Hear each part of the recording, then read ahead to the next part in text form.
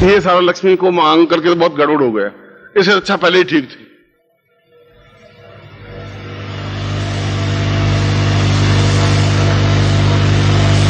वो रात को सोया और उसके माइंड में विचार आया कि कोई गुरु युक्ति बता सकता है। गुरु के पास चले जाएं, कभी जाते ही नहीं है। गुरु पूर्णिमा के अवसर पर जाते हैं या उनके जन्मदिन पे जाते हैं बस, और जाते हैं खा पी करके वापस आ जाते हैं।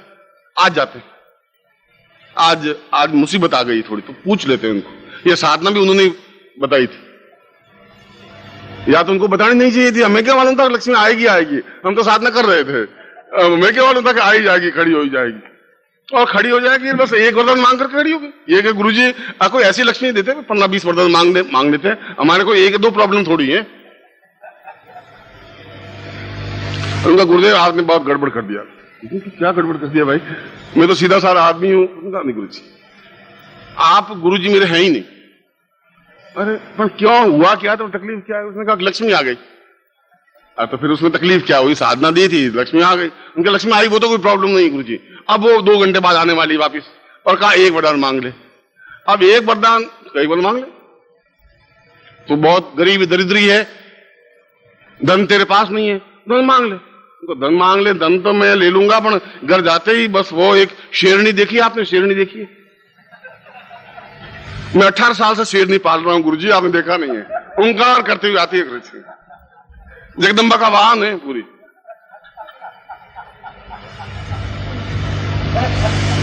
उनका मैं भी भुगत रहा हूं भैया, इसमें तो कोई नई बात नहीं है। इस मामले में तू और हम दोनों समान है। अब वो तो उसकी तो कोई साधना ही नहीं है। उसने कहा कि बेटा मांग। अब धन मांगू तो फिर बेटा रह जाएगा गुरुजी, और 18 साल हो गए गुरुजी, तो मैं 3-4 बेटे मांग लेता हूं। अरे तुम पागल है साला, बेटे मांगेगा, खिलाएगा क्या? तुम अभी 2 का पेट पाल नहीं सकता, और फिर 4 और इकट्ठे हो जाएंगे, 6 आदमी। तुम हम 150 साल तक पति पत्नी दोनों ये चाहते हैं कि मेरी मां अपनी आंखों से अपने पोते को सोने के कटोरे में, उन्होंने लक्ष्मी का तू ये कर क्या रहा है? उनका मैं 20 अप्रैल को गया था गुरुजी के पास, ये साधना वहां से सीख के आया। तुम भी क्या याद करेंगे? कृष्ण काम मिले तो बहुत मुझे, चंदूलाल तेरे जैसे नहीं मिले।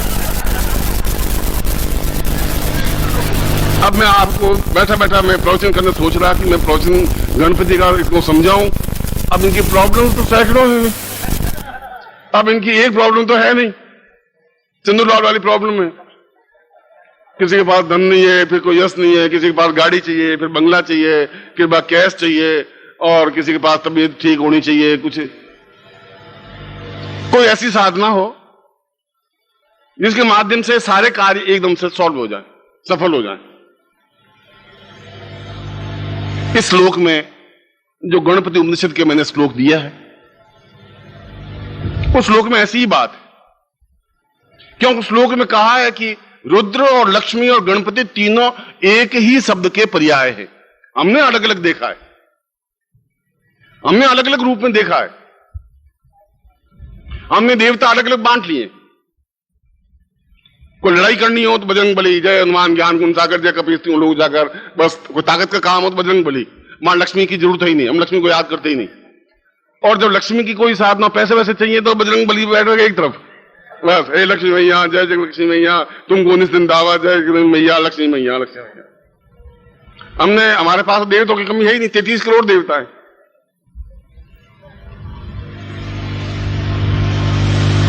मैंने एक किस्सा सुना, एक बार चंदूलाल जी गए, रामचंद्र जी के गए एकदम, और आपने रामचंद्र जी का एक भगवान राम का मंदिर था, अंदर दर्शन करने चले गए।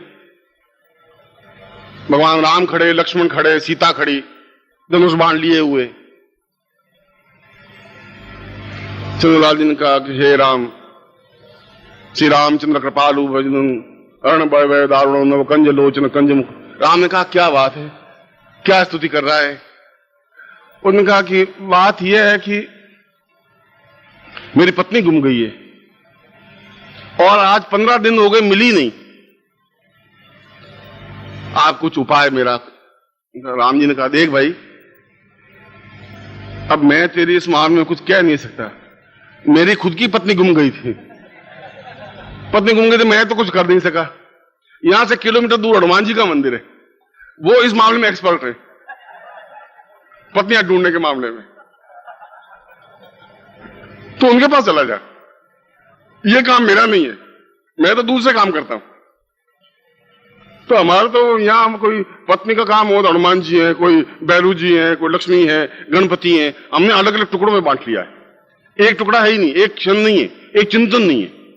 इसलिए अगर मैं कहता हूं कि गणपति और लक्ष्मी और रुद्र एक ही है, तो आपका कंसेप्ट एकदम से क्लियर नहीं हो रहा है। उनका ऐसा कैसे हो सकता है? वह एक अलग प्रतिमूर्ति है, रुद्र का अपने आप में एक अलग प्रतिमूर्ति है, गणपति अपने आप में एक अलग मूर्ति है। ऐसा संभव कैसे हो सकता है? मगर तीनों का क्रम एक है, कार्य एक है।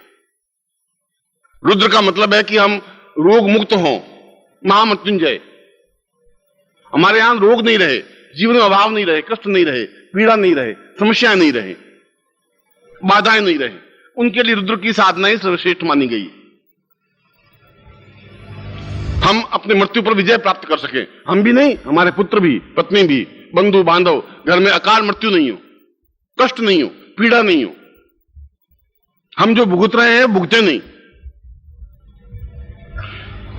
और इसके साथ ही घर में दरिद्रता भी नहीं रहे, धन रहे, ऐश्वर्य रहे, ये सब कुछ हो और वह भी हो, संपन्नता हो, प्रभुता हो, श्रेष्ठता हो, धन, यश, मान, पद, प्रतिष्ठा, ये सब कुछ हो।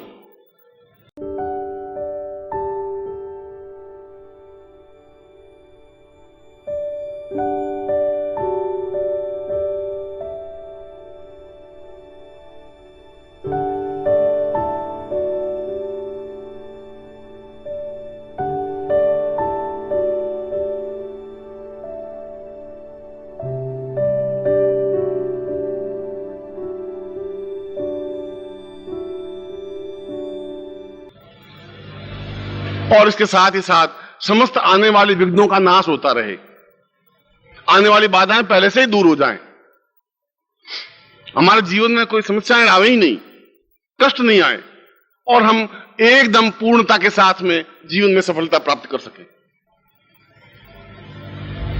ऐसा ही एक प्रयोग केवल गणेश चतुर्थी को ही संपन्न हो सकता है और साल में हो ही नहीं सकता। यह प्रयोग जो मैं आपको बताने जा रहा हूं, ऐसा प्रयोग केवल गणेश चतुर्थी को ही संपन्न होता है। इसलिए शास्त्रों में गणेश चतुर्थी को अपने आप में बहुत महत्व है, और संयोग है कि आज हम गणेश चतुर्थी भी है और गुरु सामने है और ऐसा प्रयोग आपके सामने। यह अलग बात है कि इसके बावजूद भी हमारा बुद्धि, हमारा तर्क इस बात को स्वीकार नहीं करे।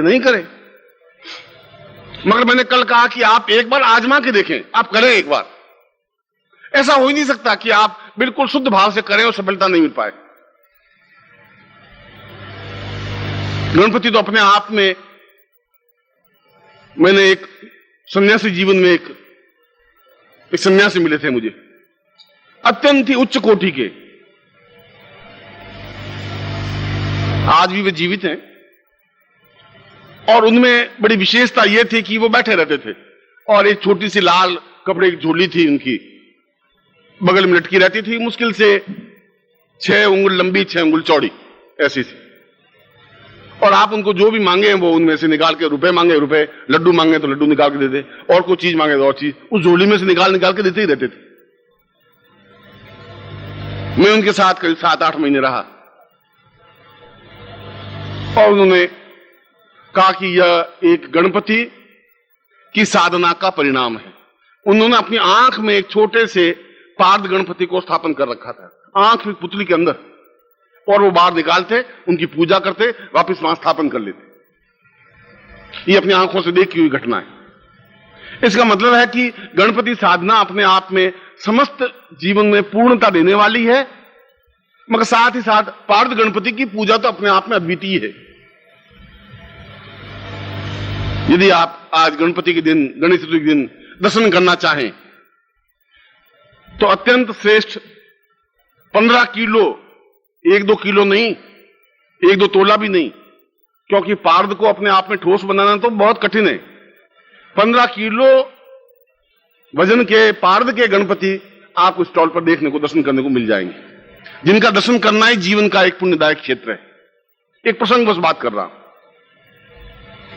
अगर ऐसा गणपति, ऐसे गणपति घर में स्थापित हो तो वह तो आने वाली पीढ़ियों के लिए एक पुण्यदायक कार्य होता है, एक दर्शनीय चीज होती है। पूरे शहर के लिए एक वस्तु होती है कि कोई वस्तु है किसी के पास, कोई गणपति है। कल मैंने प्रधानमंत्री का उदाहरण दिया था, वो अपने खुद गणपति के बहुत अच्छे साधक हैं, पार्थ गणपति। दक्षिण में गणपति की बहुत अधिक प्रचलन है। बंबई में गणपति ही पूजन होता है। वहां गणपति का सबसे अच्छा, महाराष्ट्र पूरे में जितना गणपति का पूजन क्रम चिंतन होता है उतना भारतवर्ष में कहीं होता ही नहीं। और फिर उस श्लोक के अनुसार आज का दिन उस गणपति की साधना का दिन है,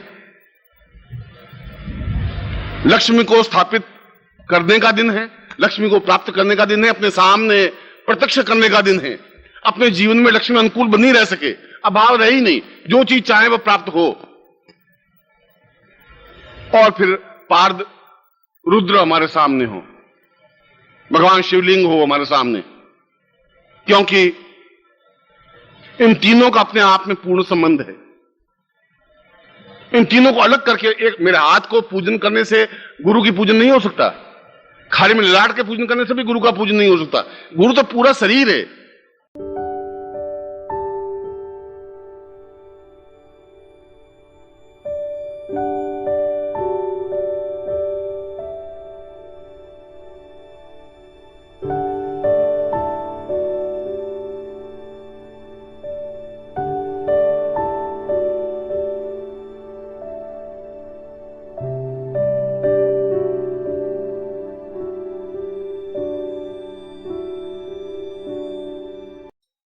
ओम परम तत्वाय नारायणाय गुरुभ्यो नमः। ओम ह्रीं मम प्राण देह रोम प्रतिरोम चैतन्य जाग्रय ह्रीं ओम नमः। ओम भूर्भुवः स्वः तत्सवितुर्वरेण्यं भर्गो देवस्य धीमहि धियो यो नः प्रचोदयात्।